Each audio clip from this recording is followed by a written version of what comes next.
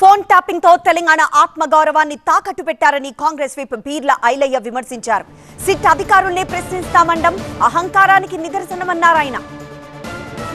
కేటీఆర్ గారు ఒక 10 ఏళ్ళు రాష్ట్రానికి మంత్రిగా ఒక బాధ్యతాయుత వ్యక్తిగా ఆ 10 ఏళ్ళు అధికార దుర్వినియోగం చేసి ఫోన్ ట్యాపింగ్ అనే ఒక దుర్మార్గపు చర్య ద్వారా తెలంగాణ ఆత్మగౌరవాన్ని భారతదేశంలో తాకట్టు పెట్టినటువంటి వ్యక్తి ఇవాళ సిట్ అధికారులు ఫోన్ ట్యాపింగ్ విషయంలో విచారణ పిలిస్తే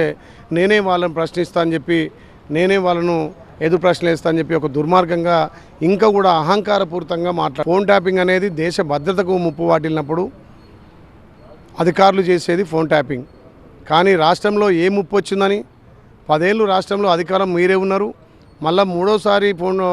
అధికారం రావాలనే ఒక దురహంకారంతో ఒక అహంకారపూరితమైనటువంటి కేటీఆర్ చేసినటువంటి ఒక దుర్మార్గపు చర్య ఇవాళ భారతదేశంలో తెలంగాణ అంటే ఒక మంచి గౌరవ మర్యాదగా సాంప్రదాయమైన తెలంగాణను ఇవాళ భంగం చేసి తెలంగాణ ఆత్మ గౌరవాన్ని దెబ్బతీసి ఈ యొక్క దుర్మార్గపు చర్య ఫోన్ ట్యాపింగ్, భార్యాభర్తల ఫోన్ ట్యాపింగ్లు, ప్రతిపక్షాల ఫోన్ ట్యాపింగ్లు, వాళ్ళ స్వపక్షంలో ఉన్నటువంటి సొంత బావ ఫోన్ ట్యాపింగు, వాళ్ళ మర్దల్ ఫోన్ ట్యాపింగు, తెలంగాణ ఉద్యమకారుడుగా తెలంగాణకు ఎంతో సేవ చేసినటువంటి ఈటల రాజేందర్ ఫోన్ ట్యాపింగ్ చేసి ఇలా హరీష్ రావు గారి ఐఏఎస్లు అశోక్ రెడ్డి కానీ కృష్ణారెడ్డి కానీ ఎర్రోల శ్రీనివాస్ ఫోన్ ట్యాపింగ్ చేసి నీ సొంత పార్టీ ప్రతిపక్షాల పార్టీలు అంటే నీ ఇంటి వ్యవస్థ లెక్క